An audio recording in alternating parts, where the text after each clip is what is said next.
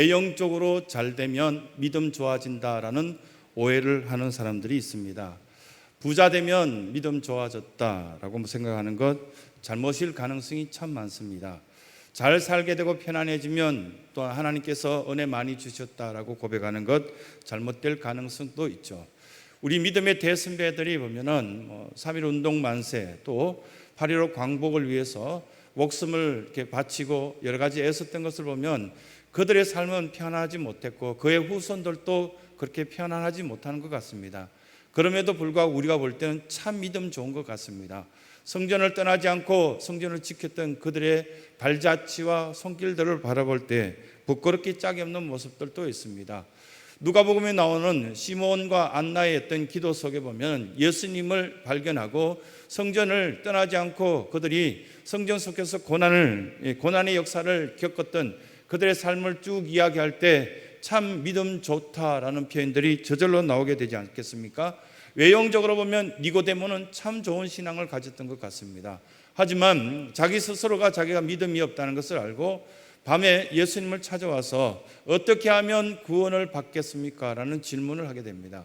많은 사람들이 봤을 때 이 사람은 경제적으로도 부가 있고 명예도 있고 수많은 것들이 아쉬워할 것이 없는 믿음 좋은 청년이었는 줄 알았는데 예수님께 찾아와서 어떻게 하면 구원을 받겠습니까? 라는 질문 속에서 우리들에게 던지는 어떤 질문의 내용이 나와 있습니다. 어떻게 하면 내가 하나님 나라의 백성다운 어떤 삶을 살 수 있을까요? 라는 질문을 하게끔 만드는 니고데모의 모습을 발견하는 것입니다.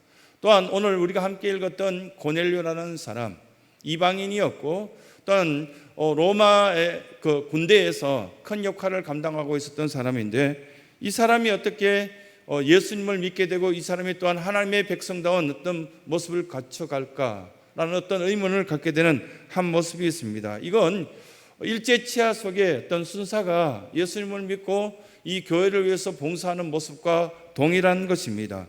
그런데 이 모습 가운데 보면 금식 기도하고 굳지 않은 아름다운 모습이 있었던 걸 볼 수 있습니다. 이것은 나무의 잎과 비슷한 모습입니다. 뿌리는 아닙니다. 그 잎이 작을수록 나무가 건강하지 못한 모습이겠지만 금식 기도가 많고 굳지 않은 것들이 많으면 참 좋겠죠. 지금 이렇게 비가 오고 여러 가지 어떤 홍수가 나고 수많은 사람들이 수해를 입고 고통 겪을 때 교회 사람들이 뛰어가서 가장 먼저 청소를 해주고 마음 아파하고 같이 기도해주는 모습 볼 때 자랑스럽습니다. 이게 나뭇잎이라고요. 그 나뭇잎이 많을수록 푸르고 깨끗할수록 참 좋은 모습이 있습니다.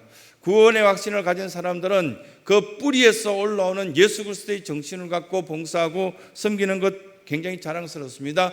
그런데 그것은 뿌리가 아니랍니다.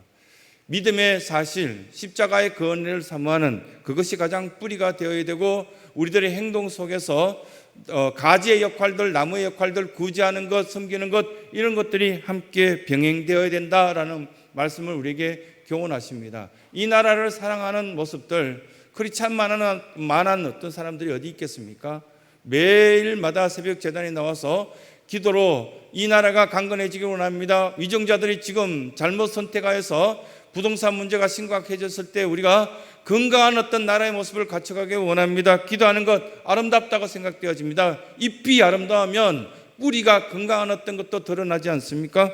그와 똑같이 우리들이 오해할 때 보면은 이 잎만 바라보고 기도할 수는 없다는 겁니다. 외형적인 어떤 믿음이 어디에서 나타나는가? 뿌리, 십자가의 그 은혜를 사모했을 때 우리의 모습들이 드러나지 않겠는가? 그렇게 보는 것입니다. 또 하나는 사회적으로 보면 많은 것들이 깨끗해 보이고 문제가 없는 것처럼 보였을 때 우리는 저 사람 참 괜찮은 사람이다 그렇게 이야기하는데 최근에 보면은 정치 지도자들 가운데 자살을 하게 되고 어려움을 겪는 몇몇 사람들을 보면서 사람들은 다 똑같이 우리 눈으로 봤을 때는 깨끗한데 그 내면을 알 수가 없다라는 것을 많은 부분들에 좀 이렇게 보면 충격적인 어떤 생각들을 가졌습니다.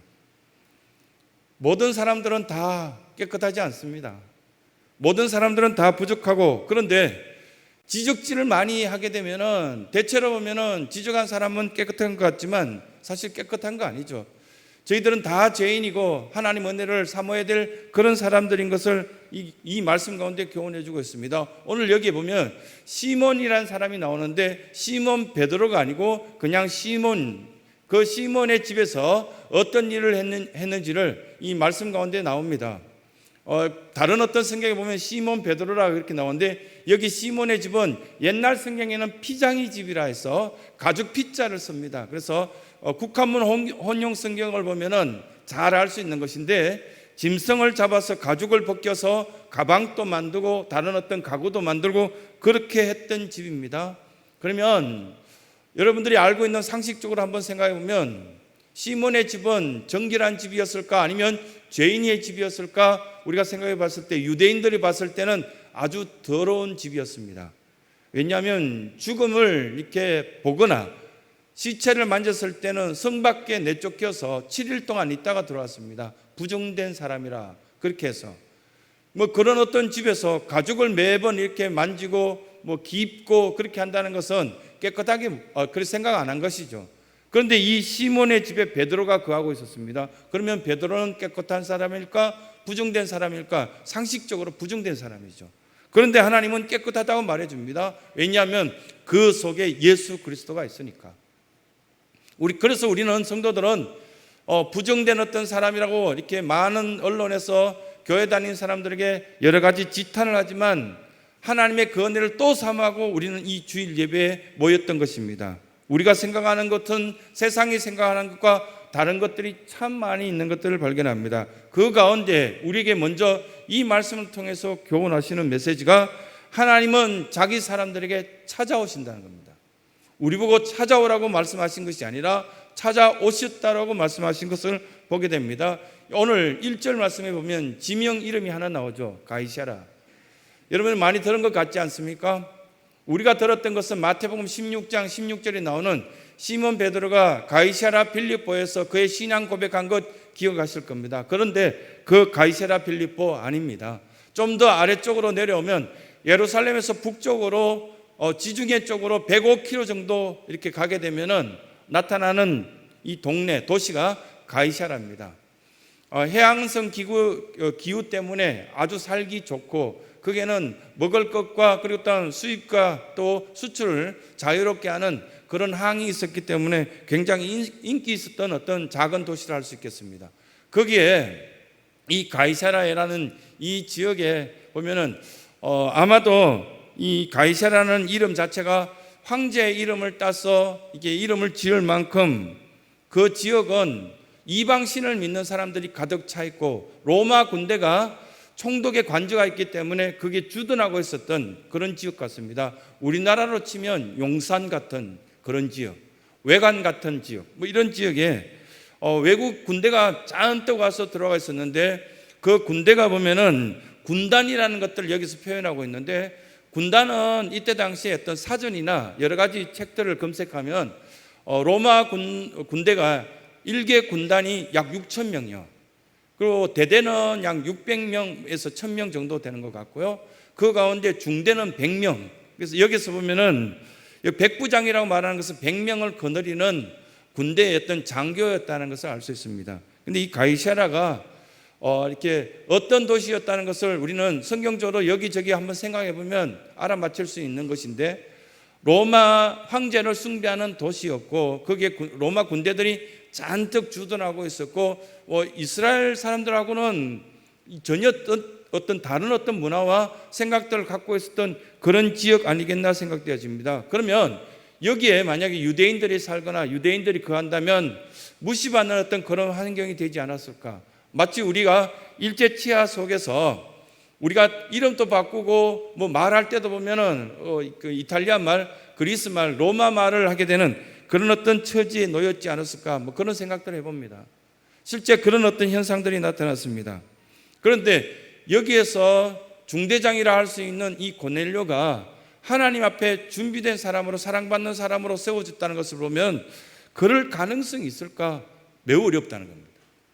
이 도시 안에는 황제 숭배 사상이 가득하고 모든 사람들이 보면은 또 다른 하나님이 아닌 다른 신들을 믿고 있는데 이 고넬료는 보면 독특하게도 자기가 시간을 정하여서 하나님께 기도하고 예배하고 그렇게 노력하는 그런 사람이었던 것을 알 수 있습니다. 일제치하 속에 많은 사람들이 보면은 하나님을 믿는 것들은 우리가 지금 쉽게 생각하지만 그때 당시에는 쉽지 않았습니다. 지금 코로나 바이러스 사태보다 훨씬 더 어려웠던 것 같습니다. 수원에 있는 한 교회를 여러분들 다 아실 겁니다. 전 마을에 있는 모든 사람들을 그 교회에 다 집어넣고 불을 질러서 마을 사람 전체를 죽였지 않습니까? 그리고 또 어제도 종일토록 보면은 우리나라 사람들이 얼마나 일본에 많이 끌려가서 고생하고 고통 겪었는지를 쭉 방송하는데, 지금은 할머니가 됐는데 14살짜리가 끌려가서 종일토록 군수품을 만드는 공장에서 일했던 것을, 고통스러웠던 것들을 이야기하더라고요. 이제 할머니가 되어서 너무 억울하다, 나의 어떤 그 몇 년 동안 일했던 비용을 돌려달라, 그렇게 이야기하는데 잘 들어주는 사람이 없다고, 너무 슬프다고 그렇게 이야기하시는 것을 봤습니다. 그런데 그 속에서 자기가 하나님을 끝까지 찾고 믿고 의지하는 이 고넬료 같은 사람이 된다는 건 쉬웠을까, 어려웠을 것이다 생각되어집니다. 고넬료에게 하나님은 베드로를 보내셔서 하나님의 사람으로 세우고 하나님께서 직접 찾아오신 것들, 우리에게 말씀하신 것들을 보게 됩니다. 고넬료라는 이름도 그때 당시에 BC 100년 정도에 보면은 한 10,000명을 노예를 갑자기 풀어주고 자유케 만들어준 멋진 사람이 있었습니다. 인기 있었던 사람이 있었는데 코넬리우스, 여러분 영화를 보면은 가끔씩 그 이름이 코넬리우스가 나옵니다. 또 이 코넬리우스는 수많은 사람들에게 진정한 자유가 뭔지 그것을 알려주고 참 기쁨이, 인생의 참 기쁨이 뭔지 알려줬던 사람이 이 코넬리우스인데, 이 코넬리우스의 영향을 받아서 아마도 이 고넬료 엄마가 이 아이를 낳자마자 이 고넬료라는 이름을 지었을 것이다, 그렇게 상상할 수 있습니다. 첫 번째는 그런 상상이고요. 두 번째는 어떤 상상할 수 있느냐면 코넬리우스의 집안의 후손 중에 한 명이 고넬료일 가능성이 있다는 것. 둘 다 정확한 어떤 근거가 없답니다. 그런데 고넬료라는 이름을 지은 것을 볼 때 아마도 코넬리우스를 닮아가고 싶어서 애썼던 흔적들이 바로 오늘 우리가 읽었던 내용 가운데 구제하는 것이나 다른 사람들 돕는 것이나 이런 걸 볼 때 이 고넬료는 하나님의 사람답게 세워졌구나라는 것을 알 수 있습니다. 지금 민족이 막 이렇게 보면은 우파와 좌파 이런 어떤 생각들로 아픔을 겪고 이런 것들을 볼 때 참 마음 불편합니다. 왜 이렇게 해야 될까? 이건 마치 보면 신앙이라 그러면 어떤 생각이 들거든요. 극우로 가면 이 또한 우상이 되고요, 극좌로 가면 그것 또한 우상이 됩니다. 하나님이 나에게 뭐라고 말씀하실까? 이렇게 영적인 귀를 열고 들어보면 나를 부르실 때는 너가 교회 되라고, 그래서 너 자신이 고넬료도 찾아가고 베드로가 되어서 모든 사람들을 세워주는 그 역할을 하라, 그렇게 말씀하지 않습니까? 그런데 우리에게 이 말씀들 주어질 때 참으로 어렵다는 것 잘 알죠. 천사가 고넬료를 소개할 때 뭐냐면 이렇게 소개합니다. 베드로를 만나라고 이렇게 고넬료를 소개하지만 그 소개하는 고넬료가 얼마나 좋은 사람이었는지 4절 말씀이 이렇게 잘 설명하고 있지 않습니까? 너가 구제하고 기도하는 것이 하나님께 인정받았다고, 하나님 너 잘 알고 있다고 그렇게 말씀해 준 것을 봅니다. 그래서 우리 신성의 모든 성도들에게 이 광복주일 감사하는 어떤 마음을 가져야 되는 이 주일에 뭐라고 말씀하시냐면 우리가 준비된 사람 되었으면 좋겠다 말씀합니다. 고넬료는 매일, 여기 보면 성경에 9시라고 나오죠. 우리나라 시간으로 오후 3시입니다. 그리고 베드로는 그 밑에 9절에 가면은 베드로는 몇 시에 지붕 위에 올라가서 기도했냐면 제6시요. 우리나라 시간으로는 정오, 난 12시. 베드로가 성전 미문에 올라갈 때 그 성전 미문에 앉아있는 안전병이를 고쳐주는 건 언제입니까? 여기서 볼 때 3시, 6시, 9시라 이렇게 나오는구나 라는 것을 알 수 있습니다. 그래서 3번 정도는 성전에 올라가서 기도하던 그들의 버릇을 우리는 앞뒤를 다 맞춰보니까 이 시간들이 이들에게는 기도의 시간이었구나 라는 것을 쉽게 알 수 있고요. 이 고넬료가 제9시에 하나님 앞에 기도하였더니 환상이 보였죠. 너가 이렇게 그 다음날 누가 찾아오면은 너보고 이렇게 가자 그러면 따라가라고, 이런 어떤 이야기를 고넬료에게 해준 이유는 뭐냐면 넌 준비된 사람으로, 하나님의 사람으로 이 가이사라는 황제 숭배 사상이 가득한 일제 치하 속에서도 교회를 지키셨듯이 너는 성전을 짓고 하나님을 잘 믿는 사람 되라, 그것을 이렇게 교연했던 것을 볼 수 있습니다. 두 가지 경건한 사람을 여기서 8절 내에 두 사람을 소개합니다.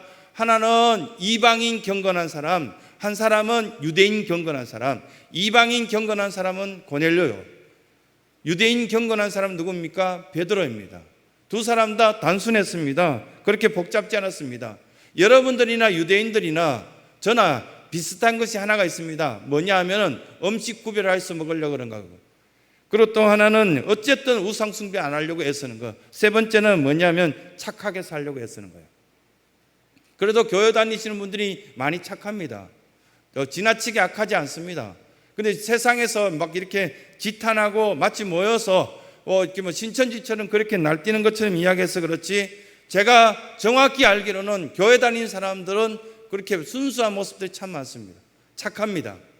그래서 귀가 얇은 것 빼놓고는 참 좋은 모습들이 많습니다.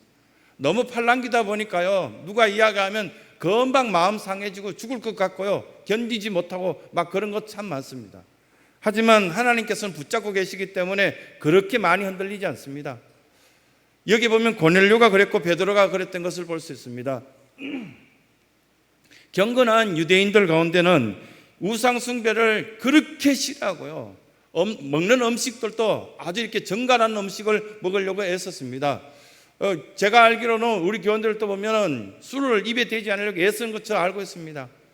직장 생활하는데 뭐 회식자에 들어갈 수밖에 없기 때문에 시험이 들고 어려운 것 처지 잘 알고 있습니다. 그래서 노력하는 거, 애쓰는 거 알고 있습니다. 남자분들에게는 너무너무 힘든 것이죠. 하지만 하나님께서는 그것을 기억하고 계십니다. 우리는 그런 사람들을 막 직분자로 세우고 싶어하고 깨끗하고 정결한 어떤 마음을 갖는 사람, 이런 사람들을 세우고 싶어 하지 않습니까? 그리고 또한 시대적으로 보면은 흩어지는데 자기 욕심에 따라서 여행하고 즐기는데 앞장서지만, 그러나 성전을 지키려고 하는 그 사람들을 우리는 직분자로 세우고 싶어하는 마음 잘 알고 있습니다. 왜 나를 불러서 교회되라고 하신가? 그 가운데 이 말씀들을 우리에게 하시는 것입니다. 영적 귀를 열고 들어보면 베드로는 제6시 정오에 지붕 위에 올라가서, 뭐 제가 이렇게 만약에 이 말씀들을 보고 저에게 적용한다면 왜 지붕 위에 올라가? 골방에 들어가야지, 이렇게 생각하지 않습니까? 그들 모두는 이것이 문화였기 때문에 지붕 위에 올라가서 다른 사람 보는 가운데서도 기도하면서 이만큼 하나님을 사랑합니다라는 표현들을 했던 것 같습니다. 그런데 지붕 위에서 기도하고 있는 가운데 환상을 받지 않습니까? 경건한 일꾼에게는 보여줬습니다. 이 나라가 어디로 가야 될지, 어떤 것을 해야 될지, 우선순위가 뭘지, 그것을 베드로는 그대로 순종하였을 때 놀라운 여러 가지 것들을 경험하게 되죠. 여러분들이 만약에 환상을 봤다면 어떻게 하시겠습니까? 말씀대로 따라가야 되는 거 아닙니까? 뭐 이렇게 주로 환상을 봤다고 이렇게 권사님들 이야기하시는 거 보니까 어제 돼지 꿈 꿨거든요, 뭐 그런 이야기 하시던데, 그러면 또 저는 같이 신방 가다가 빨리 복권 사야죠, 뭐 이렇게 이야기하고, 이게 전혀 아무 소용없는 이야기들인데요. 그런데 여기에 보면은 베드로가 경건한 사람으로 준비되었을 때는 하나님께서는 그 삶을 책임져 주신다는 것을 볼 수 있습니다. 경건하면 손해보는 것 같거든요. 왠지 보면은 약삭 빠르고 이렇게 보면은 나도 또 악한 말을 해야 되고 그렇게 해야만 지지 않을 것 같지만, 실제로는 그 모든 인생의 종합을 다 통틀어서 볼 때 하나님의 사람이 결국 승리합니다. 그래서 저와 여러분들이 기도하는 일에 게으르지 말고 말씀 앞에 우리는 바로 세워지고 하나님께서 준비하라 할 때 준비된 일꾼으로 쓰임받을 수 있는 은혜가 있길 간절히 소원합니다. 세 번째는 교회만 다니지 말고 너가 교회 되라, 이렇게 말씀합니다. 좋은 교회 없나 찾는 것보다는 내가 좋은 교회 되는 게 좋습니다. 1936년 8월 9일 날 독일 베를린에서 한 청년이 올림픽에서 금메달을 땄죠. 근데 금메달을 따고 이제 시상대에 올라가서 수많은 기자들이 사진 찍을 때 눈물을 흘리고 고개 숙인 장면이 지금도 남아있지 않습니까? 왜냐하면 그렇게 전 세계적으로 인기 있고 전 세계적으로 자랑스러운 상을 받았는데 내 가슴 왼쪽에 있는 국기가 우리나라 국기가 아니고 일장기가 붙어 있으니까 눈물을 흘리며 부끄러워하는 고개 숙인 모습이 있지 않습니까? 그분이 그런 글을 남겼다 그러죠. 이런 아픔은 다시 있어서는 안 된다. 42.195km를 목숨 걸고 뛰어서 금메달을 땄는데도 자랑스러워할 수 없는 그 지경에 가면 안 된다는 거예요. 신문에는 또 자기 어떤 본명이 나온 것이 아니라 기태이손, 지금 또 그 기록이 남아있지 않습니까? 기태이손, 손기정. 일본말로 일본 그 이름으로 기태이손으로 나왔지 않습니까? 다시금 나에게 기회를 준다면 이 가슴에 태극기가 붙어있는 그 사진을 찍고 싶다. 이 예배를 드리는 모든 사람들의 동일한 어떤 소원 아니겠습니까? 그런데 우리는 어느 순간 내가 물질이나 다른 어떤 것에 굴복되어서 내 가슴에 다른 깃발이 붙어있는 것처럼 그런 삶을 살고 있다면 주님께서는 저와 여러분들에게 정확히 뭐라고 말씀하시냐면 찾아다니지 말고 너 자신이 교회 되라고. 헤맬 것이 없고 하나님은 잔인한 로마 군인 속에서도 하나님의 사람을 세웠고요. 여러분 해성스님이라고 그 유명한 목사님이 되셨던 그 중위원대 목사님 되셨던 분이 뭐라고 간증했습니까? 대웅전에서 자기가 목탁을 치고 그 새벽 예불을 드리려고 들어갔는데 갑자기 예수님께서는 거기 나타나서 너가 나를 따르라 했을 때 순종하고 목회자가 됐다 하지 않습니까? 지옥불 앞에서도 예수님을 만날 수 있고요. 우리가 너무 괴롭고 힘든 그 속에서도 하나님은 그 자리에서 친히 역사하신다는 것을 계속적으로 보여주시는 것입니다. 유대인들 학살을 한 추모 기념관 앞에 이렇게 써져 있죠. 야드 바셈, 용서하라. 그러나 잊지 말라. 지금도 수많은 어떤 교회를 핍박한다고 욕하고 같이 비방하고 난리칠 것이 아니라 우리는 뭘 준비해야 될까? 그냥 뭐 이렇게 정부나 뭐 이렇게 여러 가지 정치 지도자들을 향해서 같이 돌 던질 것이 아니라 좀 이렇게 보면은 준비되어야 될 것이 있을 것 같다라는 생각을 문득 들게 되었습니다. 그러다가 이 본문 말씀을 읽으면서 가슴에 와닿기 시작했는데 교회 다니지 말고 좀 너가 교회 되면 안 되겠냐? 너 교회 되어야 돼. 이렇게 예수님께서 말씀하시면서 몇 가지 질문을 하셨습니다. 그 첫 번째 질문이 교회에서 지금 먹고자 하는 게 뭐야? 많은 사람들이 교회 와서 뭔가 이득을 취하려고 그러고 뭔가 얻으려고 하는데 그것이 세상적인 것을 얻으려고 하면 자꾸 실망하고 낙심하고 그리고 또한 낭패를 당하지 않습니까? 그런데 교회에서 얻을 것이 틀림없이 있습니다. 주십니다. 찾으면 주십니다. 구하면 주십니다. 넘치게 주십니다. 교회에서 얻을 것이 다릅니다. 세상에서 얻을 것하고 다릅니다. 고등학교 2학년 18살 때 친구들하고 정말 개고집게 막 장난치고 놀고 그리고 버스 타고 집으로 가고 이렇게 할 텐데요. 이게 야간 자습을 마치고 저녁 한 9시 될 무렵에 이제 버스 타려고 이렇게 친구들하고 막 장난치고 그렇게 갈 때 한 친구가 그때는 안경 낀 애들이 별로 없었어요. 반에 1명, 2명, 뭐 64명이 이렇게 반에 있었지만 거기 보면 안경 낀 애들이 한둘밖에 없었어요. 근데 너무 장난을 고등학생들이 심하게 치니까 친구의 안경 다리를 부러뜨렸습니다. 툭 쳐서 부러뜨리고 그리고 뭐 집에 들어가면 이 아이도 혼나고 우리도 뭐 전화 오면 혼날 것 같아서 그게 보면 뭐 돈도 없는 어떤 시대였는데 돈을 모았습니다. 모아서 이 안경 다리 해주자 그렇게 이야기해서 제가 이제 대표가 되어서 돈을 모아서 이렇게 그 안경점에 들어갔습니다. 그 안경점에 들어가서 안경 다리 좀 고쳐주세요라고 쑥 내밀더니 거기에 있던 아저씨가 저를 이렇게 물끄러미 쳐다보니 이 바보 아니야 이렇게 이야기하더라고요. 그래서 이렇게 둘러보니까 시계빵이었습니다. 시계를 고치는 데하고 안경점하고 너무 비슷한 게 생겨서 그냥 쑥 들어가서 안경다리 고쳐달라고 안경다리 좀 고쳐주세요 했더니 이 바보 아니야 이렇게 이야기했습니다. 막 애들끼리 친구들끼리 까르르 웃으면서 나왔던 그 모습이 아직도 머리에 남아있거든요. 안경점에 들어가서 안경다리 고쳐달라 해야 되고요. 시계를 고치는 그 가게에 들어가서는 시계 건전지 고쳐달라고 시계가 어떠냐 이야기해야 될 거 아닙니까? 여기 교회입니다. 하나님을 만나고 하나님 앞에 예배하고 하나님의 법대로 하나님의 뜻대로 살아가는 것이 바로 이 교회입니다. 교회에서 얻고자 하는 게 뭐냐 물었을 때 정확한 답을 할 수 있는 우리의 신앙 고백이 있어야 된다는 겁니다. 두 번째 질문합니다. 너 자아가 죽었냐? 우리의 자아가 죽지 않으므로 내가 그리스도와 함께 십자가에 못 박혔나니 그런 적 이제는 내가 산 것이 아니요 내 안에 그리스도께서 사신 것이라. 예수 그리스도가 사심으로 통하여서 지금뿐만 아니라 영원히 살 수 있는데 겨우 10년 더 어떻게 행복하려고 또 10년 동안 내 육신대로 좀 살고자 그렇게 내 육신대로 결정하고 내 마음대로 결정하냐 물어보거나 결정했냐 이렇게 이야기합니다. 우리 신성의 거룩한 성도들은 자아가 십자가 앞에 죽음으로 새로운 피조물로 세워지는 복된 은혜가 있길 간절히 소원합니다.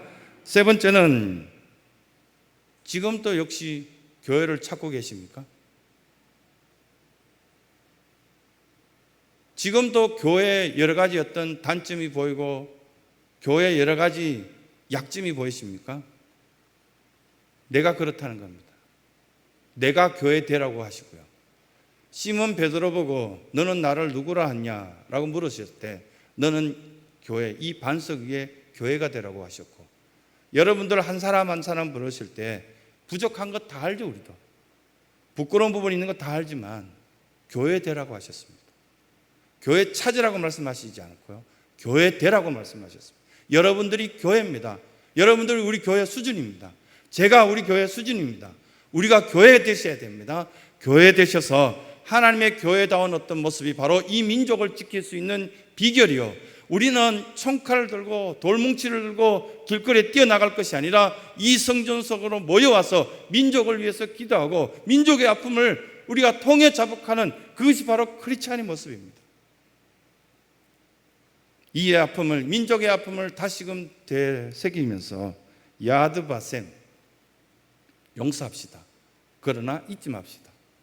야드바셈 우리가 교회됨을 인정하시며 이 성전 속에 있는 모든 사랑하는 성도들이 교회되어서 하나님 나라의 확장 사업에 함께 동참할 수 있는 복된 은혜가 있길 간절히 소원합니다.